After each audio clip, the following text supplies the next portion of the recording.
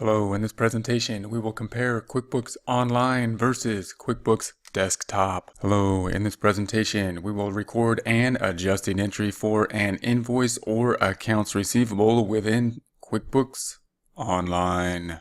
Here we will have a comprehensive QuickBooks Online course soon, if not available yet. We also have a comprehensive Excel course which complements the QuickBooks courses and a QuickBooks Pro desktop version course you can find at the link below. We are in the QuickBooks Online dashboard. We will be continuing with the Get Great Guitars problem. We're doing adjusting entries here. These are going to be the entries at the end of the time period that we're going to enter in order to be more on an accrual basis, in order to have the financial statements correct as of the point in time that we're going to issue the financials, typically the end of the month or the end of the year. For us, the end of the month of February. What we're going to have is the idea of an invoice that has been entered, but we need to pull it back to the date in which the work was actually done. And to see that, let's take a look at first the balance sheet report. We're going to go to the reports on the left side. We're going to look to the balance sheet, selecting the balance sheet. We're going to select the date ranges of 01/01/21 to 02/28/21. That's January 1st, 2021 to February 28th, 2021, and run that report.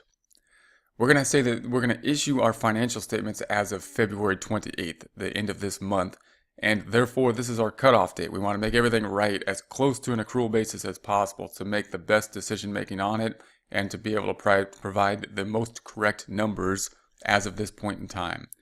So these are going to be the adjusting entries in order to do that. What we're saying now is there's going to be an adjusting entry related to an invoice, which one account affected will be accounts receivable. We're going to say that the invoice went out in March. However, it should have gone out in February. And let's kind of look at the scenario in terms of the drop down here to walk through what could be happening through an invoice and why this might happen. So we're going to select the plus icon up top. Looking at the customers over here, we have the normal process of what's going to happen. We have an invoice and then we receive payment. And clearly the invoice happens when we do work, typically. So if we think about a service company, oftentimes if you're thinking about a law firm, a CPA firm, any kind of company that's going to provide work and then invoice the client, it's quite possible that we are not going to get around to the billing of the work for every 2 weeks, meaning we might do work for a week or 2 weeks and then have to collect everybody's hours in the office and create an invoice based on the hours that were worked. And that means that the point in time that we create the invoice, we're imagining our cutoff date here being the end of February. It's quite possible that the work was done in February and we didn't collect the work because of the 2-week time period it takes for us to, before we do our billing process. Our billing process could have happened sometime in March. So in this case, we're saying, well, the work happened in February. The invoice went out in March.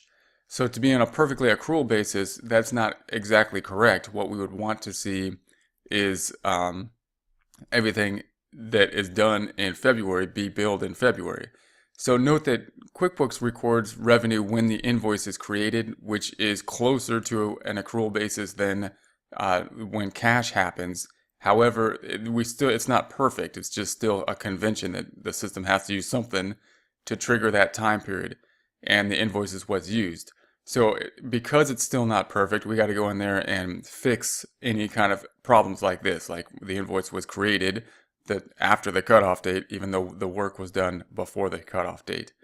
So to further illustrate that, what we'll do is we'll actually create the invoice. And we're going to create the invoice not for the month that we're working on, but for the time period after. We're going to create the invoice for March for work that was completed in February. And then we'll see how we're going to adjust for that. So to do that, we're going to go to the plus icon up top.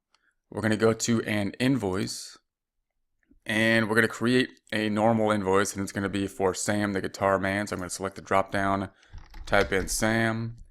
And there we have the invoice. We're going to scroll through this. We've done a few invoices, so I'm not going to spend a lot of time on the creation of the invoice. We're going to add an address down here because the address is going to help us to calculate the sales tax.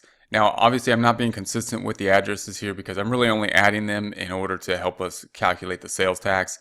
So we've got to have some type of address and set up the sales tax for that particular location for the sales tax to be calculated. And then we can adjust for that after it's been calculated. Okay, so we're going to say net 30. We're going to say that the invoice date is going to be sometime in March. So let's make it 03/02/21. Let's do that one more time. Oh, what happened there? 03/02/21. So that's March 2nd. Let's make it the 3rd. Just make it the 3rd. March 3rd, 2021. So that's the month after. So we're issuing this invoice the month after the cutoff date. But we're going to say that it actually happened before that time period. So it happened in March. We're going to sell, in this case, a guitar. Now, I talked about a service kind of item. And I think that makes a lot of sense for most people when they think about, oh yeah, the billing process is always going to take, some time after the work was actually done. We're going to use an inventory, however, because that'll give us a little bit more complex journal entry to do a reversing journal entry on, and so because we'll have to deal with cost of goods sold and inventory.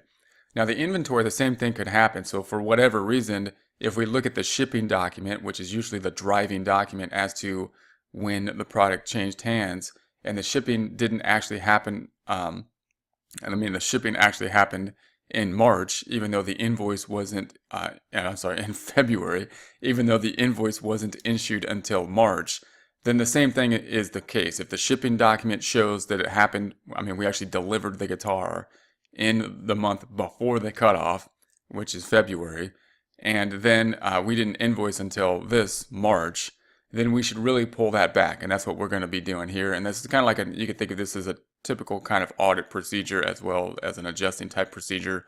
We look at those invoices that have gone out the first few days after the cutoff date, and then check the shipping documents, the documents that would show when the actual revenue should have been earned in accordance to revenue recognition principle, and then make any adjusting entries as we'll do here for that amounts. So this is going to be an ELP. It's going to be an Epiphone Les Paul, one of those, and $500. And if I click off of it, it should then calculate the sales tax, hopefully down here. So there we go. There's the sales tax.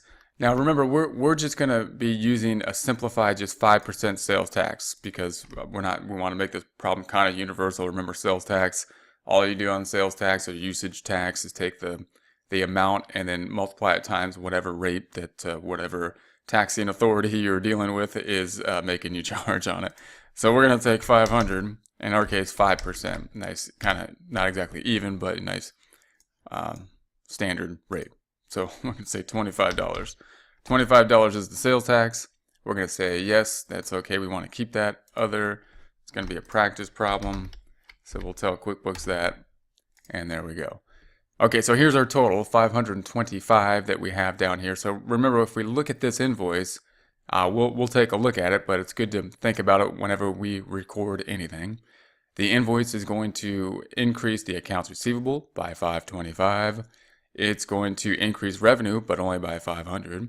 It's going to increase the payable, the difference of the $25, which is a liability, and it's going to have a cost of goods sold for an amount for this guitar, but not the retail 500, some other price will be the cost of goods sold and the reduction of the guitar inventory by, once again, not the 500, but something other than this, like 400, I believe, is going to be what the cost of it. So let's save this, and then we'll take a look at this. So I'm going to close this back out. We're going to go back to our reports. Now this report, we're gonna see the report for the month after our cutoff date. So I want 03/01/21 to 03/31/21. So the month after, this is March. This is when that invoice was entered. And if we scroll down, we've got accounts receivable. If we select accounts receivable, we see this invoice. So this is the invoice that went in there after the cutoff date, and we think it should not be in March. We think it should be pulled in to February because that's when the actual guitar was shipped. So if we go back to our report, The other side of that is going to be on the income statement, but we'll look at the liability as well. We'll look at everything on the balance sheet. And that's going to be the California State Board of Equalization, because we owe the sales tax. So if we select that item, it's a liability, we see this adds up to the 25 that we saw on our invoice. And then if we go back one more time, we're going to go back. We also have the inventory going down. So if we scroll up to the inventory, and here's the inventory asset. If we select that item, then here's our invoice again, and it's reducing the inventory by 400. Remember, that's not on the invoice. If I select the invoice, that's not on the invoice. It was 500, but the cost was 400, and we'd know that by looking up the item to see what the cost was. We're going to close that back out, and we'll take a look at the other side, going back to reports, to the profit and loss side of this. So we'll go to the profit and loss, and we're going to type in the dates of March 03/01/21 to 03/31/21. So this is the month after the report, our cutoff date of February 28th, and we will run that report. And then here's our 500 again. There's the 500, and that's our invoice that's creating it, going back to the report. And then there's the related cost of 400, cost of goods sold. That'll be the same invoice. So what we earned on this was, of course, 500 went up, and then 400 went up in the cost of goods sold, bringing the net income up by the net of $100. So this $100 then, this 500 revenue and this 400 is an amount that should be in the prior month. It should have happened before the cutoff. So what we need to do is we're going to enter a journal entry that kind of mimics this invoice. That'll be the same thing as this invoice before the cutoff to make it correct. Now, when we do that, the reason we're doing that is because this 500 should be in the prior period. Now, you might be saying, well, why don't we just change the date of the invoice? Typically, we don't want to change the date of the invoice because it'll kind of mess up the normal accounting process. For example, if it was a billing cycle that we had, and the billing cycle happens every 2 weeks, we don't really want to mess with that cycle. That cycle works, and that's part of the cycle. There's nothing wrong with that. Nothing actually went wrong. It's just that we're going to make an adjusting entry to be more an accrual at the end. So there's kind of two things that happen: the logistics of just the bookkeeping, and then us going in and make any adjustments to the system in order to make them right in accordance with accrual principles as of the end of the time period.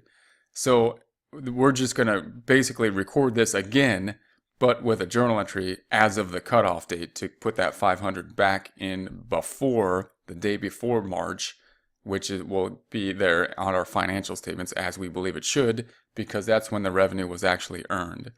And then, of course, we'll have to do a reversing entry because we'll have that in there 2 times. So that's what we're going to do now. We're just basically going to repeat. We're going to repeat what we did exactly on this invoice, but we're going to do it with a journal entry. Now, typically, before we did some information, we did some of this stuff with a register, but this one's a bit complex of a journal entry, so there's not much we can do to get around the fact that we're just going to have to enter the journal entry. So we're going to use debits and credits this time. So I'm going to select this item up top. We're going to go down to the other. We're going to go down to the journal entry. And we're just going to record like this exact journal entry we had, but we have to do it as of the cutoff date. So it's going to be 02/28/21. That's the end of the month we're working at. And we're going to enter this information. So remember, this is going to be the journal entry. This will be what a journal entry is when we create an invoice. So this will give us a better idea of what an invoice is doing. We're just basically recording the invoice again, but with a journal entry. So when we record an invoice, accounts receivable goes up. So I'm going to select the drop down and or type in accounts receivable. And that's going to be a debit balance. So it's going to go up with a debit because accounts receivable is a debit balance. And to make it go up, we do the same thing to it, which is a debit. That's going to be 500. And we're going to say this is, I'm just going to call it an adjusting entry.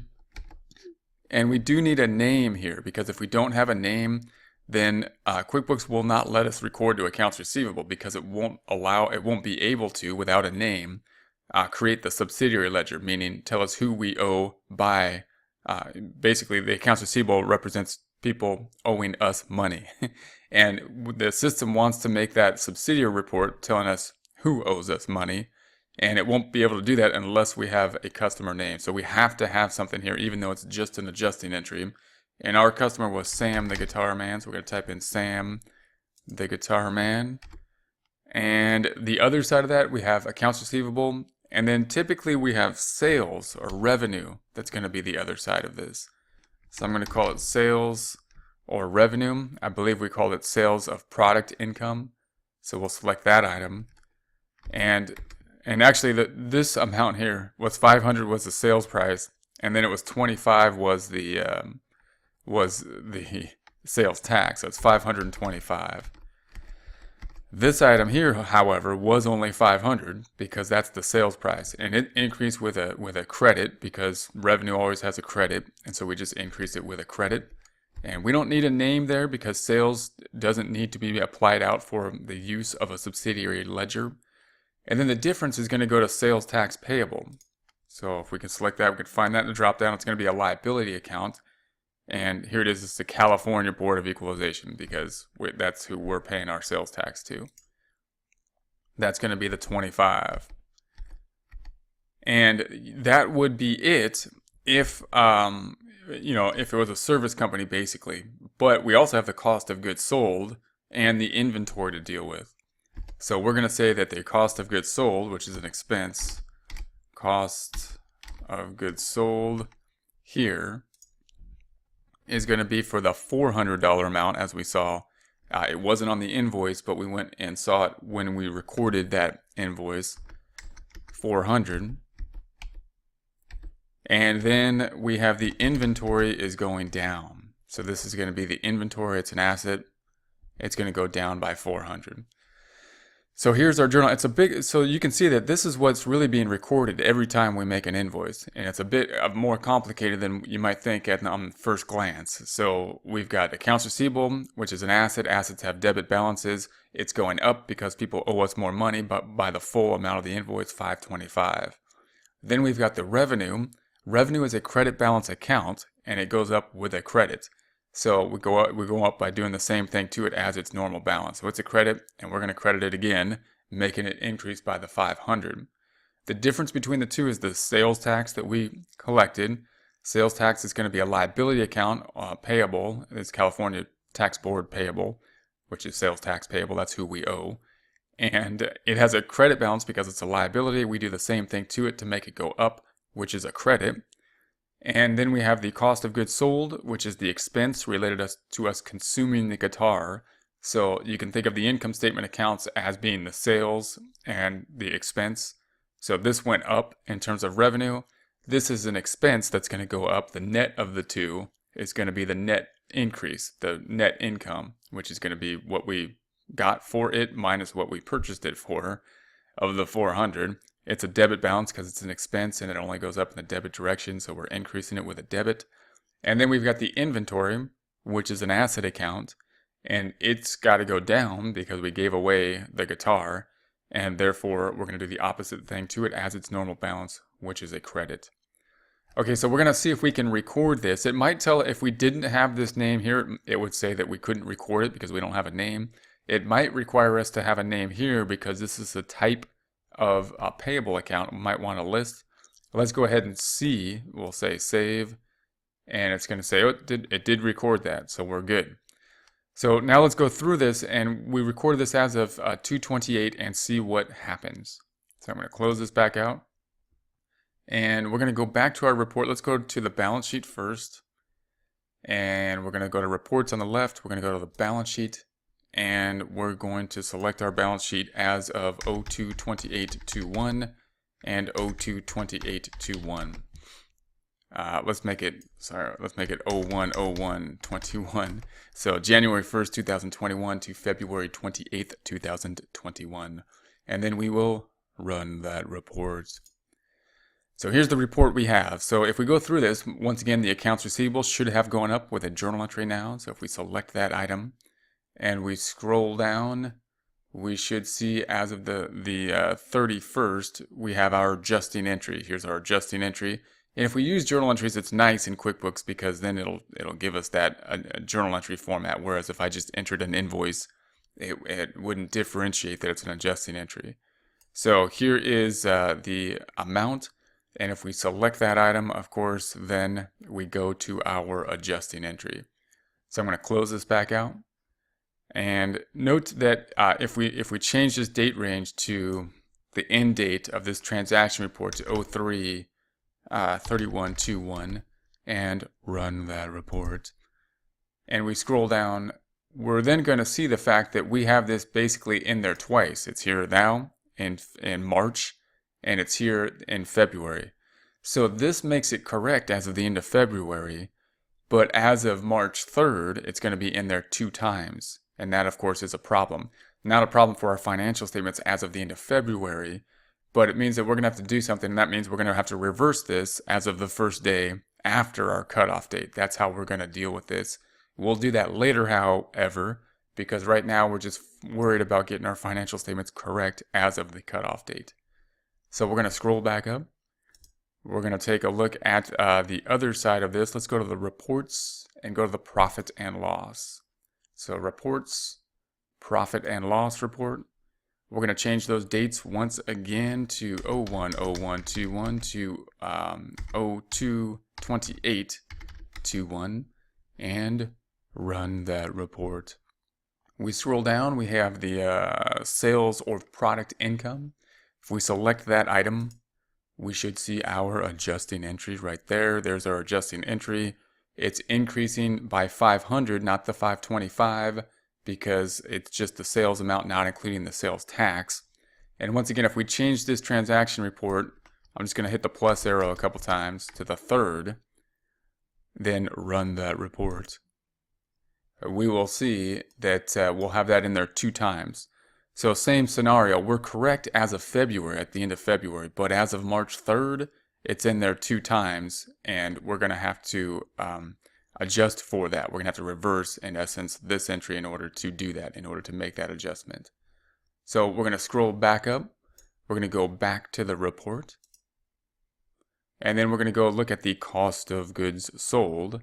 If we select that item, scroll down, here's our adjusting entry.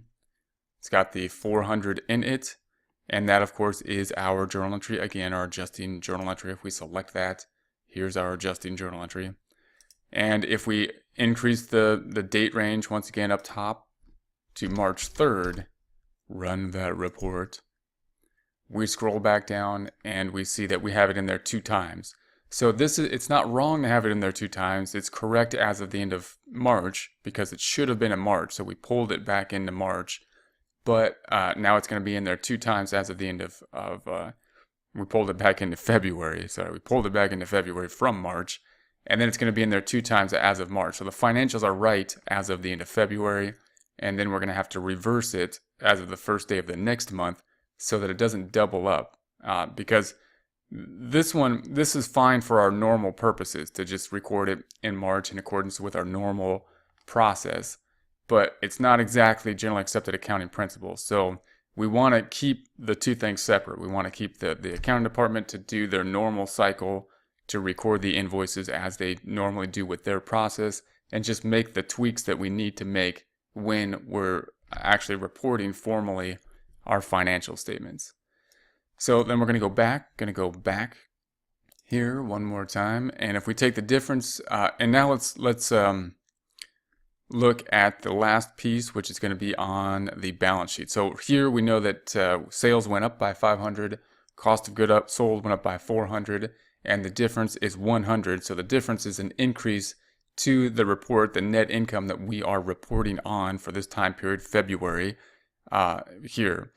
So that's going to be our adjustment. We'll go back to the reports on the left side and take a look at the other 2 components in the balance sheet. And change the dates from 01/01/21 to 02/28/21, January 1st, 2021 to February 28th, 2021, and run that report. If we scroll through this report, then the other sides of this is going to be the liability. Liability is going to be the California State Board of Equalization. selecting that item, we owe, if we scroll down, it's going to be made up of this amount here, the 25. If we select that, that is our adjusting entry here. If we close that back out and we go back to our report, the last piece is going to be the inventory. So the inventory is going to be an asset up here. Here's the inventory asset. If we select the inventory asset and we scroll down, we see our adjusting entry here for the 400. So if we select that item, it's not the sales amount, it's the cost of goods sold that we have there. So if we close that back out, that's going to be it. So we've done a journal entry pulling this information and go back to the report into our financial statements as of the cutoff date. And note, of course, it's going to be perfect for us right here. And this is kind of the problem between the adjusting kind of department and the normal processing department. As of the financial statements, the adjusting department says, hey, we're good. The financial statements are correct as of 2/28. But if we don't do anything to kind of make it go back to fix it back to the normal just processing system for the normal accounting process, we're going to run into problems because it'll be recorded 2 times. And we'll deal with a reversing entry process, which is one way to deal with that process at a later presentation. Hello, in this presentation we will record an adjusting journal entry for an invoice that was created in March but for which the work was done in February. So we have to bring back that work or bring back that information from the invoice to February. If you've been following along with us, we will be continuing with the Get Great Guitars problem. If not, that is okay. We're going to be doing an adjusting journal entry for an invoice that was created in the following month for which we are doing the financial statements, and therefore, according to the revenue recognition and matching principle, we need to bring back the revenue for that invoice in the time period that it was earned, as well as any related expense, including cost of goods sold. That's what we'll do at this time. This is a good practice as well, just to get an idea of what is being recorded in terms of the journal entry when we create an invoice.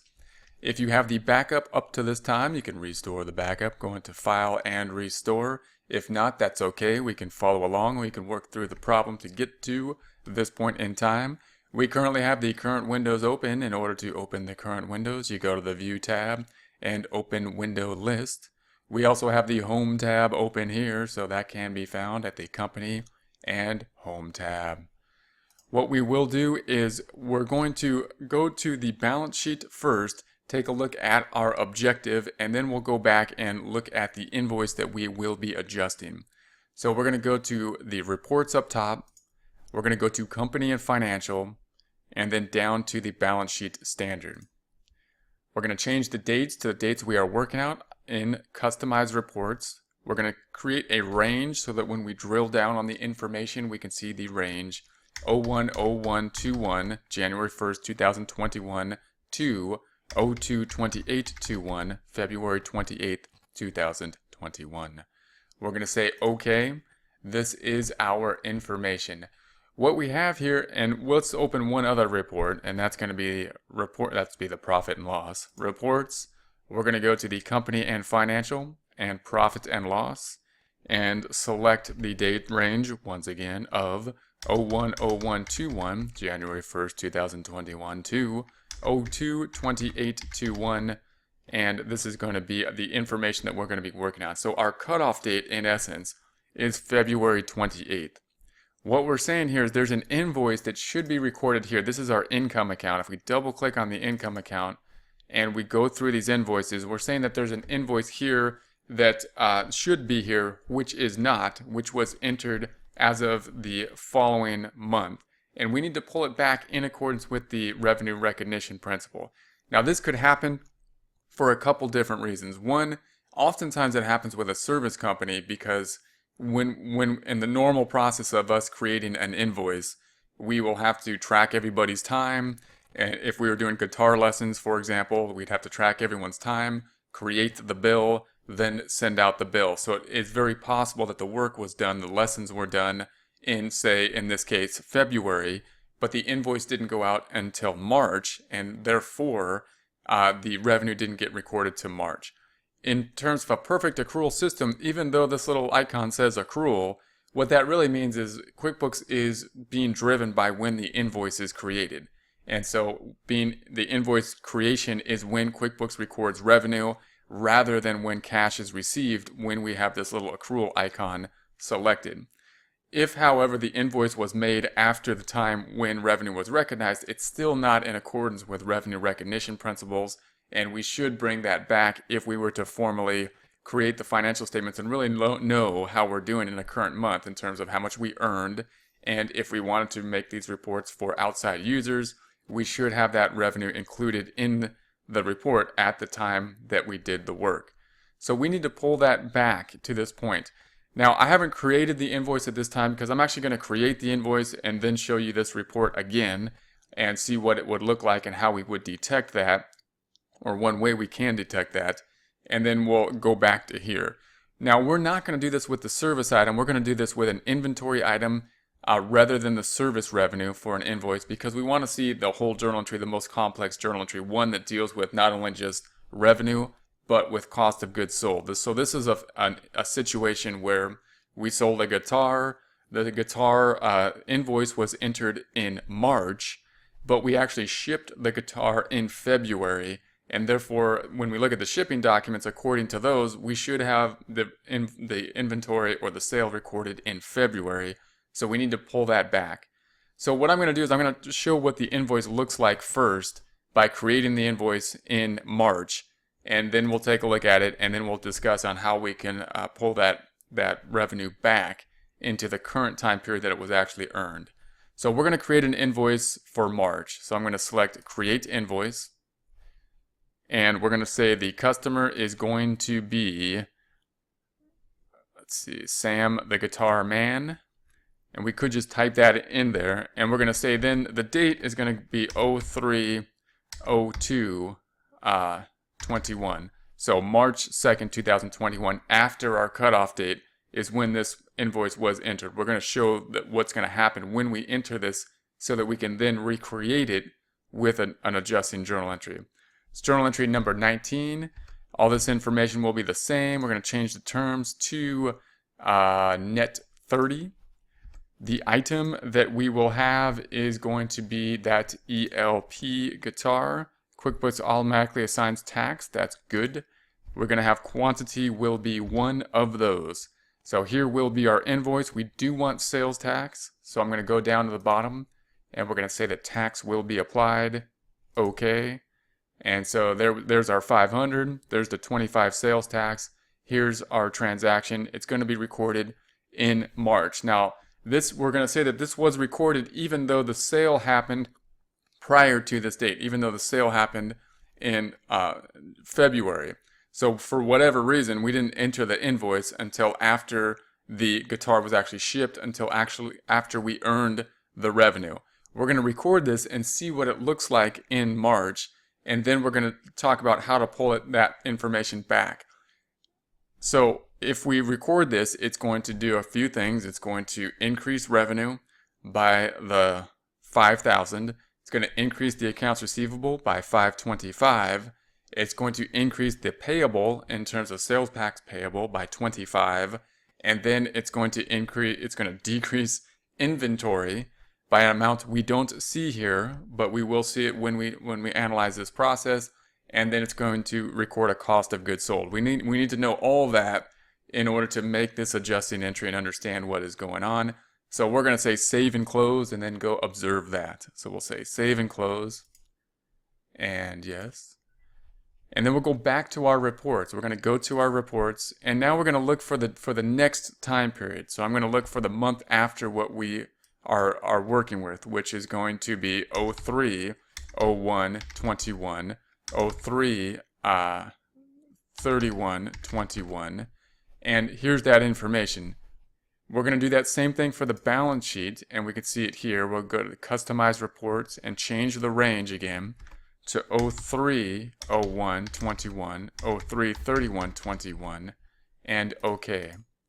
So here is going to be our reports as of next month, the following month of our cutoff that we're making the financial statements for.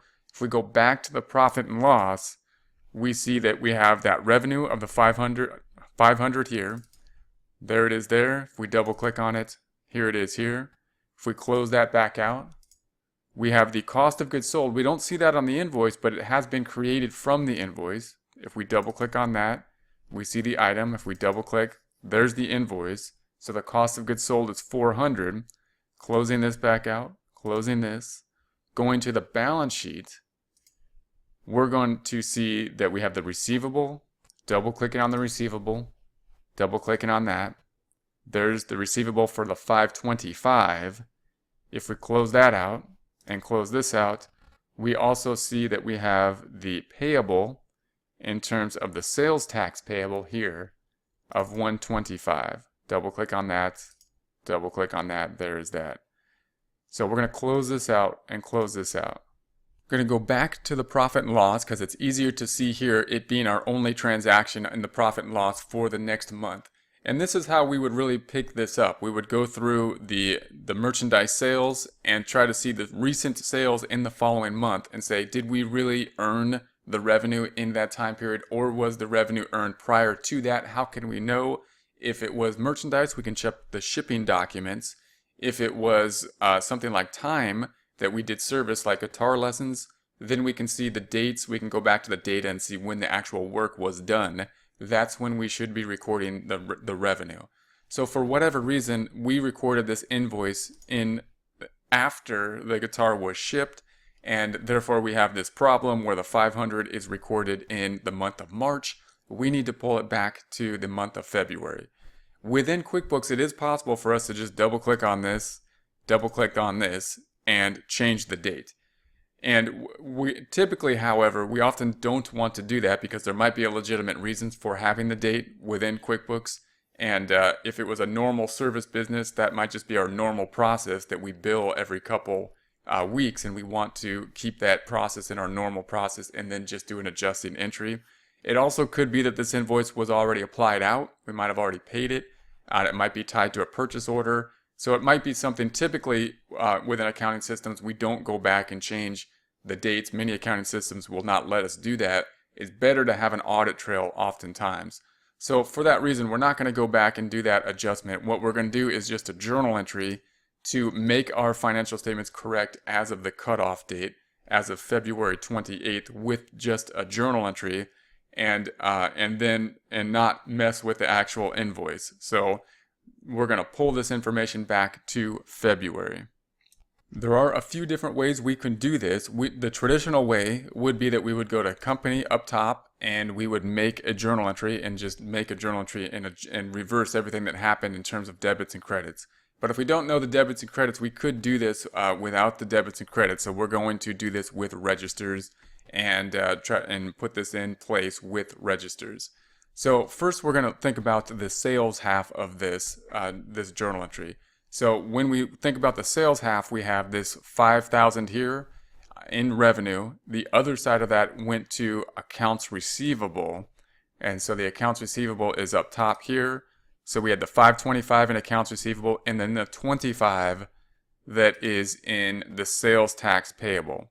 So that's what we're going to deal with first. So what we're going to do is just pick a register that is in one of those areas. We can't pick the income statement register of revenue, and therefore we'll have to pick either accounts receivable or sales tax payable.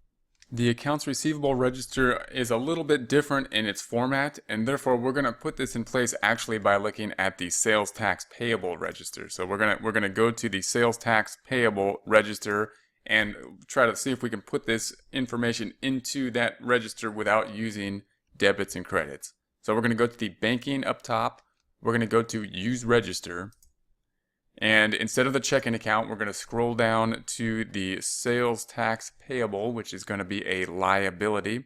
So we have sales tax payable and OK. Here is our sales tax. Now this one went up by the $25, and we can actually see the transaction up here. So what we're going to do is we're going to bring that back into February. So we're going to say this is as of 02/28/21. We're going to record it again, but as of our cutoff date. And we're going to tab through this. I'm going to see if we can we will need a vendor. So we'll say it's the same vendor, New York State. type that New York State. And then it's going to be the amount billed will be 25. And then what we would like to do is put the other accounts, but there's going to be two of them that will be affected here. So we're going to say split this account, and there should be two other accounts affected. Now it's going to be a little bit tricky to think about. The other two accounts that will be there's the 25, and then we made a sale, a merchandise sale. So that's going to be the revenue or income account. And remember that if we looked at the invoice, the income account was for 500. So we're going to say that there's 500 there. The merchandise sale is going to be 500. We're going to have to put it in as a negative 500, and I'll try to explain that in a bit. And then the other account that's going to be affected is going to be the accounts receivable. The accounts receivable. And that will be for the full amount of 500 sales plus the 25 or 525. Whenever we have a receivable, we will need a customer. So we have to put the customer in there because QuickBooks will not let us record it unless we have the customer. And I believe we created the customer here for Sam, the guitar man. All right, so that's going to be our entry. Now this is a little bit confusing because we're trying to avoid debits and credits, and we still have problems in this format, even though we're trying to avoid them by having pluses and minuses. So if we read this, we're saying we're trying to increase the payable of 25. We know there's two other accounts affected, which would be the sales and the receivable. Typically, when we work it in this format with registers, there's only one other account affected. So if this account was going up by 25, then the other would do whatever it needs to do. QuickBooks would just say, okay, I'm going to do whatever else I need to do to the other side, debit or credit it in accordance with whatever is needed. In this case, we have two other accounts, and therefore we have to do some figuring on, which is increasing or decreasing without using debits and credits. So we could use some trial and error. We know the other two accounts are going to be the merchandise sales. We sold it for 500, and the receivable, they owe us the sales price plus the 25, 525. If we put it in there incorrectly and we try to record it, QuickBooks will say you're out of balance, and then we can switch these two, and then we can figure out what is the correct amount. If you wanted to do this with a journal entry, the more typical kind of way to do this with debits and credits we would say that we're going to debit the accounts receivable by the 525. We would need the customer field. Then we would credit the merchandise sales for the 500, and that would be the sales price. And then we'd have the payable that we would have to credit for the added 25 here. So let's go ahead and record this, and we'll see what happens. So we're going to go to the balance sheet. And if we go to the accounts receivable up top, I'm going to change the date to the 01/01/21. And if we scroll down here, we now have entered it there. So we've kind of duplicated this amount. There it is on the month after. Here it is at the cutoff date that we want it at. So that looks correct. We're going to close that. We're just duplicating this transaction. If we go to the sales tax payable, we see right here, we double click on that, and we change the date and the beginning date to 01/01/21, and scroll through here. We should see that again. We just basically duplicated this amount with that transaction. That's what we want because we want to pull it back into this month. So we've recorded it 2 times in essence, closing this back out. If we go to the profit and loss, we go to merchandise sales, same item, change the beginning date, 01/01/21. We see the double of that 500, so we pulled it back into 228. So that side looks correct. Now we're going to record the other side of it, which is the cost of goods sold side. So that's cost of goods sold, and the other side is the balance sheet of inventory. So if we scroll up to inventory and double click on inventory, and we change, we got that 400. So double clicking on that, there's being created by this here. So we're going to duplicate that as well, and we're going to do that with our registers. So we're going to try to go into the inventory asset register and do the same process to pull the inventory account created by this transaction back into the prior month. So we will go to banking, we're going to go to use registers, and we will go to the inventory asset register, and OK. The date, and we're going to pull it back to 02/28/21, our cutoff date. And we're going to just try to duplicate this 400. So it's going to be 400, and it's going to go to the accounts receivable account. It's not going to go to the accounts receivable account for us. It's going to go to the cost of goods sold account. The other side is going to be cost of goods sold.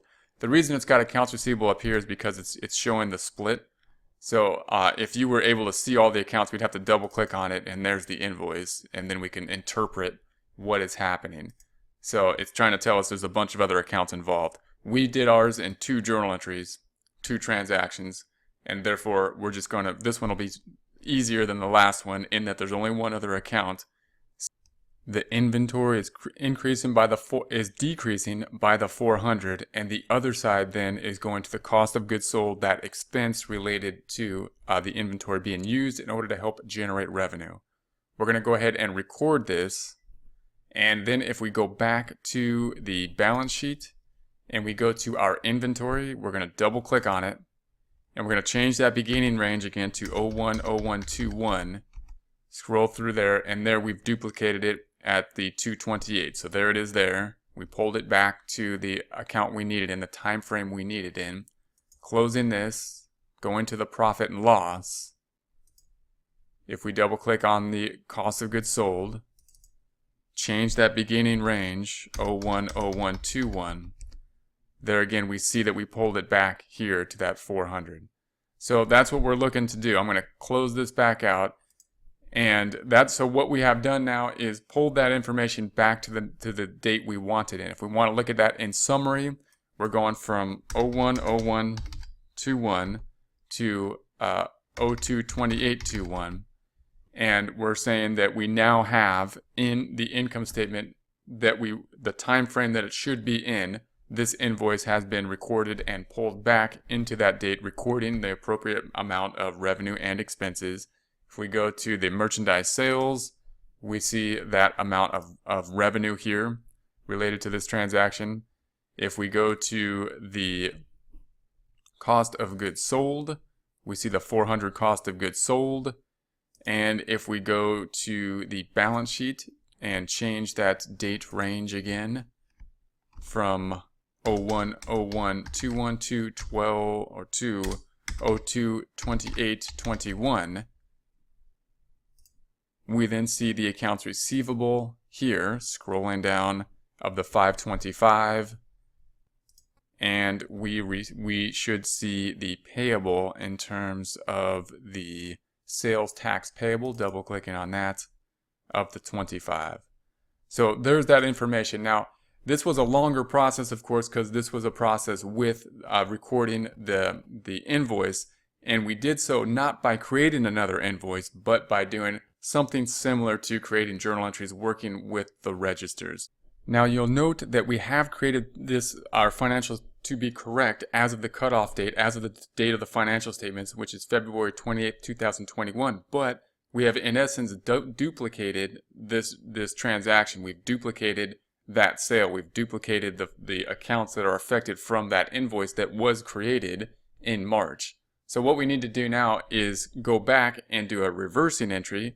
So next time we'll do a reversing entry, and we will reverse this transaction as of the first day of the next month, so that we don't duplicate it as of the time the invoice was actually generated in the next month.